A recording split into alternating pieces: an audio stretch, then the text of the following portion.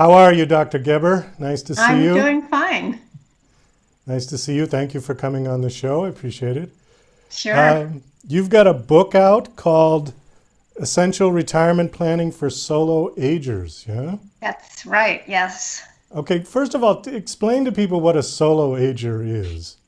Sure. A solo ager, I initially conceived of being someone who didn't have children and who would be aging without the benefit of having the safety net of kids to take care of things at a time when they might have gone into a medical crisis or something of that ilk.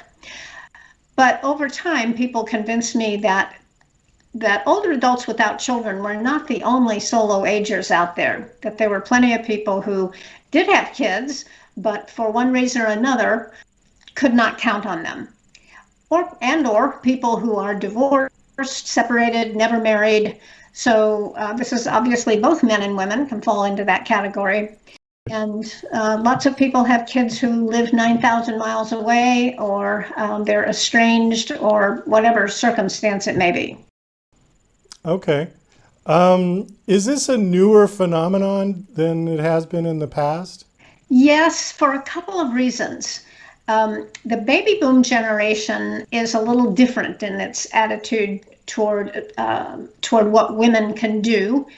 And previously, before the baby boom generation, most women were really consigned to the role of mother and Right. and wife. But with the baby boom generation, a lot of doors opened wide open for women to be able to choose whether they wanted to get married at all, have children, whether they got married or not. And lots of women chose not to do that. So the percentage of women who did not have children in the baby boom generation is almost 20%. And that's Wow. double what it's been in Yeah. previous generations. How does your book help somebody who, I mean, essentially you're talking about somebody who might be living alone for the Could be. remaining part of their life, yeah? Yes. Yes. And even people who are married, like my husband and myself, for instance, we don't have children, but we don't know which of us is going to predecease the other. So we're both preparing to be solo agers. Even though we could take care of each other at this point, there will come a time when we either can't do that or one of us will be gone. So there's a lot of different areas of preparation, some the same as people who do have kids. It's always important to have an estate plan in order. It's always important to get the advice of a financial planner and someone who can figure out whether at your current lifestyle you're going to be able to make your money last for the rest of your life. And making decisions about what to do as an older adult, where to live, how to make your money stretch, all of the considerations, who will care for you as you get older, all of the considerations that people who are parents have to consider, school agers have to consider as well. And it's really more, let's say, more cogent, more important for solo agers to plan early and plan very robustly. Okay. I'm just a few years too young to start collecting Social Security at this point. Um, and I know a lot of people have concerns about Social Security and about specifics.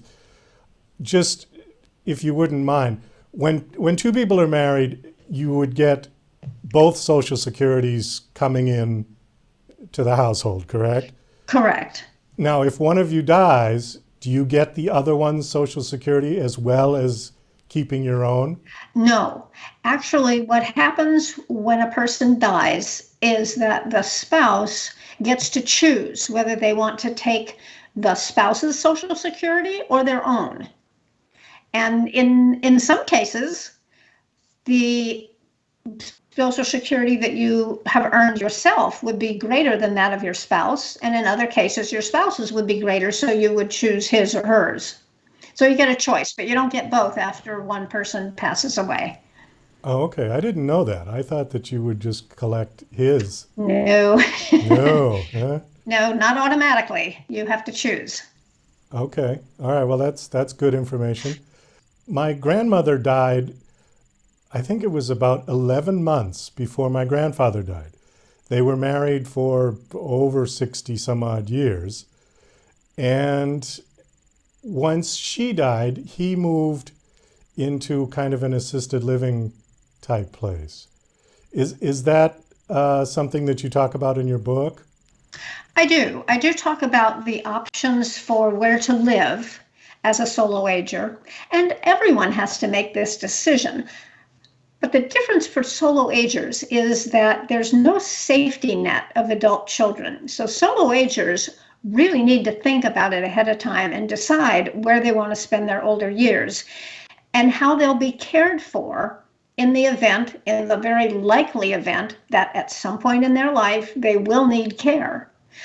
So that becomes a matter of looking at the available options, whether it's a senior housing community or some kind of other arrangement that would provide the option for care for them. That's really the important thing, because if you leave that to chance, bad things can happen. Well, very true. And I suppose he wasn't a solo ager in that sense, because I have two aunts who were his two daughters, and they were around. They weren't that far away. So I think that's a big help. Give us an example. What would you recommend for a solo ager, for somebody? Like, first of all, when should they start to think of the possibilities, and what kind of things would you recommend that they keep in mind, prepare for? Sure. Well, I recommend that all solo agers get an unbiased assessment of their ability to have an income, their ability to survive on what they've saved and what income they have for the rest of their life. Most people still depend on Social Security for part of that, but for most people, it's not the entire answer.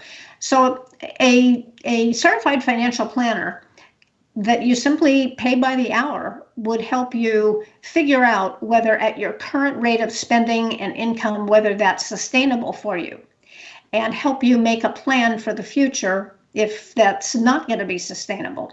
So it's important, I think, to get a professional involved in that. It's likewise very important to make sure that you have an advance directive, a will, power of attorney for finances as well as health care, and possibly a trust. So that involves seeking the advice of an elder law attorney, often called an estate attorney, a little bit different emphasis there. So those things are important too. And they can be expensive.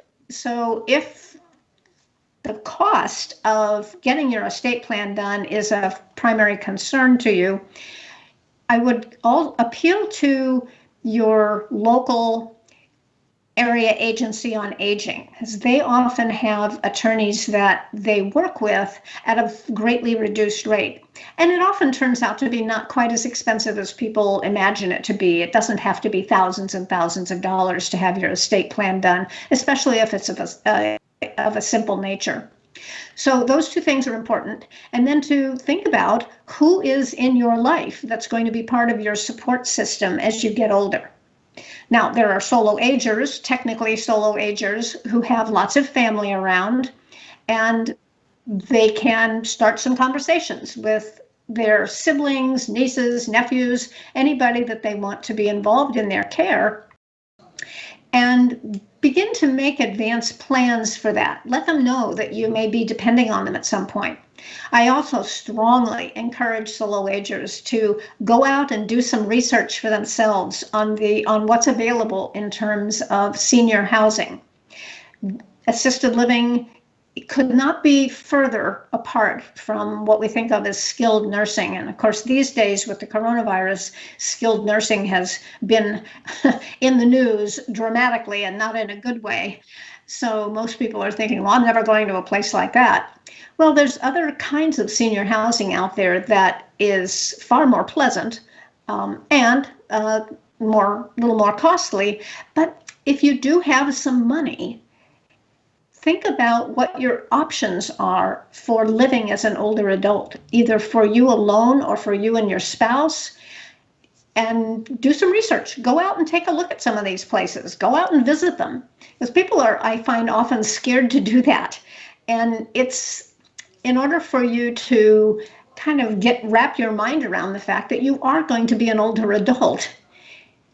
It's important to get out there and see how other older adults live. Now, there are lots of other options besides senior housing. What I've become a very big fan of mobile home parks for older adults. Yeah. I've seen some wonderful communities that just build up naturally. We're social animals. We will create community. We'll develop a social system around us. And somehow mobile home parks are just conducive to that. Sometimes it happens in an apartment complex. Sometimes it happens in a condominium development. Occasionally it happens in the suburb, but not very often. Suburbs are just so bad at being conducive for building community. People drive into their garage and they shut the door, and the only access they ever use to the outside is out the back, so they never see a neighbor. Again, our current situation with coronavirus has changed some of that for the better, ironically, and we have gotten to know some of our neighbors. But ask yourself, are you going to want to depend on those neighbors for help and care if you need it as you get older? And if the answer is, I don't think so, then it's time to start looking for an alternative place to live. Unless you have a lot of money and you want to be able to pay for private help to come in and assist you in whatever you need. So I know that a lot of this sounds unattractive to people, because especially the baby boom generation just doesn't ever want to grow old. But the fact is, we are growing old. I'll drink to that. We need to face that. Yeah. We need to get our heads out of the sand and confront the fact that things will change for us as we get a bit older, even if we take great care of ourselves. You mentioned something about having somebody come in and take care of you. Do you have any idea what that costs to have somebody come? And well, let me just say this. I have a friend whose mother lives across country from her. Fortunately, she has a brother who is in the local area, but they had to set up 24/7 care for their mother. And what she told me recently, and I'm talking very recent, she said that for the first 2 weeks, it was $7,000. Ouch. So do the math. Yeah. Yeah, you can be in an assisted living community for far less than that. Well, I think for that price, I'd go sit with her all day. I mean, that's unbelievable. Yeah, it was a rotating set of nurses. Wow. Medical nurses, and she didn't really need that. She just needed aides, people that could help her get in and out of bed, people that could help her dress and bathe. So we do have to kind of wind this down. Your book is called Essential Retirement Planning for Solo Agers. Do you have anything you want to just go out on? You got a website you want to promote? Or? Sure. You can find my website at sarazeffgeber.com. You can also get there by typing in lifeoncore.com. Both point to my website. I do a lot of speaking on solo aging. I have a regular column in Forbes.com. So you can find me in a lot of different places. And again, mostly what I talk about is solo aging, but I talk about other aspects of aging and retirement as well. Okay, well, thank you so much for coming on the show. I appreciate it. Very informative. I'm sure there are a lot of people out there that would want to get your book and try to plan for their golden years, as it is. Yeah? Yes, and you can get the book on Amazon.